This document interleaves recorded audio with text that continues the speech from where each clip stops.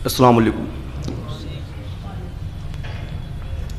सबसे पहले तो जो ये पांचों बच्चे हाफिज़ कुरान हुए हैं, इन सबको मैं अपनी जानिब से और पूरे मदरसे की इंतज़ामिया की जानिब से इनको मुबारकबाद पेश करता हूँ। माशाअल्लाह, माशाअल्लाह। और इनके वालिद साहब को और जो इनके रिश्तेदार हैं उनको भी मैं मुबारकबाद पेश करता हूँ। माशाअल्लाह। और जो हमारे मेहमान मुफ्ती जीशान साहब और जो छोटी मस्जिद के इमाम साहब और जितने भी मेहमान नज़ात यहाँ पे आए हैं, उन सब का मैं शुक्रिया अदा करता हूँ।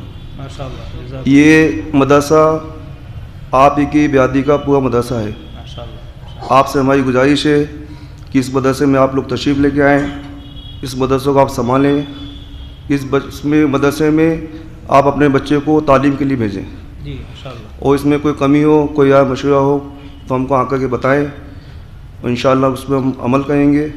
और आप सब लोग जो आए हैं, आप सब लोगों का बहुत बहुत शुक्रिया। अस्सलाम वालेकुम। माशाअल्लाह।